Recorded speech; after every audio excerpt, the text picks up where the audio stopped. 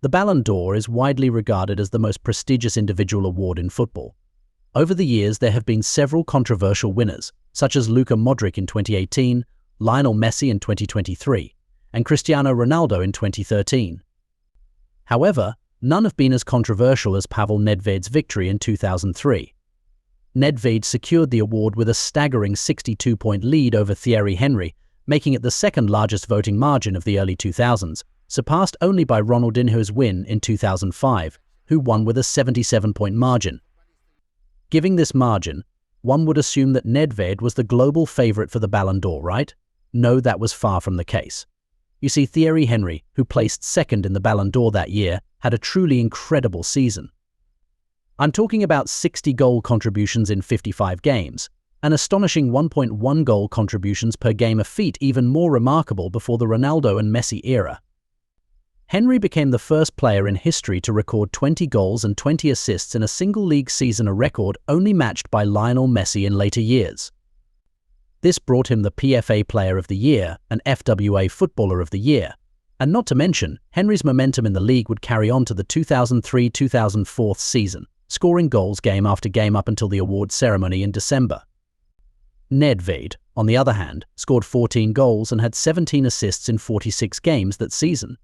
Despite the disparity in their outputs, journalists believed that Nedved was the clear favorite, and it reflected in their voting, which came as a shock to many.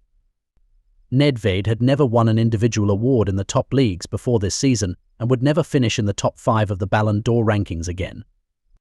Despite being a Ballon d'Or winner, he is rarely mentioned when discussing his generation's greatest players like Zidane, Pirlo, and Ronaldinho, which is a shame because he was truly a world-class player. Nedved's career began during a period of instability in Eastern Europe, originally playing for his hometown club, Škoda Plzeň, in Czechoslovakia. Due to this instability, it was mandatory for him to do military service, which Nedved fulfilled through a loan deal to Dukla Prague, a team run by the Czechoslovak army. At the age of 22, Nedved signed for Sparta Prague, the biggest club in Czechoslovakia. At Sparta Prague, Nedved's development continued, and he became an integral part of the team, contributing to their 1993 Czechoslovak League title. Despite his success in the Czechoslovak League, his talent went unnoticed in the larger football world until the summer of 1996, when Nedved shone in the UEFA European Championship. He played a crucial role in leading his country, who no one predicted would make it past the group stages, to the final. Nedved scored the single goal in the quarter-finals against Italy, helping his side progress despite being a man down. He also won Man of the Match in the semi-finals against France before eventually losing to Germany in the final, despite a dominant performance.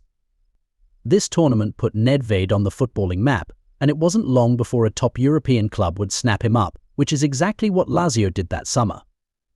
At Lazio, Nedved established himself as one of Europe's top midfielders. During his 5 seasons there, he won 1 UEFA Super Cup, 1 Serie A title, 2 Coppa Italia titles, and 1 UEFA Cup Winners' Cup. Although his goal contribution stats during his time there were not impressive on paper, he was arguably Lazio's most important player due to his unique skill set.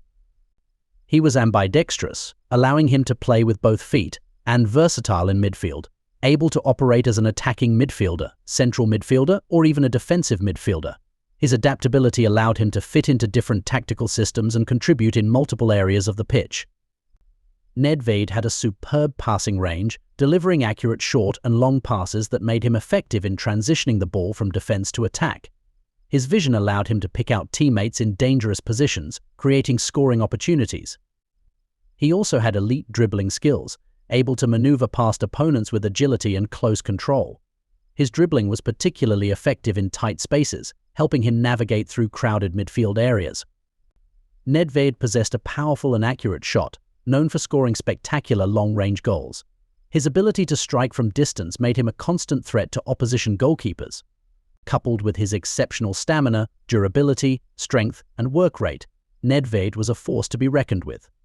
If you ask me for a modern comparison, I'd say Luka Modric, with better defensive presence and stamina. They also share golden blonde hair if you haven't noticed. Despite his skill and contribution, Nedved did not win a single individual award at Lazio. With Zinedine Zidane leaving Juventus to join Real Madrid, Juventus chose the 29-year-old Nedved to replace the legendary player, a move met with criticism from those who felt he was too old and had already reached his peak. Other critics felt he was not good enough to fill Zidane's boots, but boy were they wrong. In 2001, Juventus signed him, and he immediately proved his doubters wrong by playing a crucial role in Juventus winning their first Serie A title in 4 years.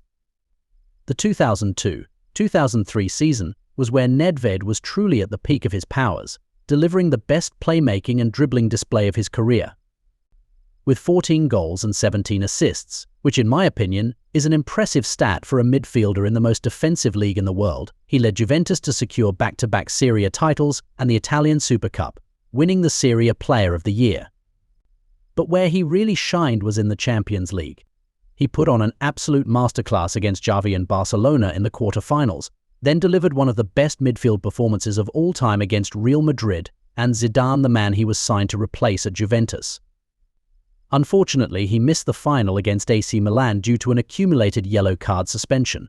Without their star man, Juventus were unable to capture the Champions League title, similar to Kevin De Bruyne in the 2020-2021 season. Although their goal contribution stats weren't as impressive as others, they were arguably the best players in their teams, orchestrating the entire play on the pitch. Although Nedved didn't underperform in the Champions League finals like De Bruyne, because he would miss it entirely due to suspension. When the Ballon d'Or ceremony arrived, many felt Thierry Henry's extraordinary stats were too impressive to overlook, but the voters ultimately disagreed. A decade later in 2013, similar debates resurfaced when Cristiano Ronaldo won the Ballon d'Or.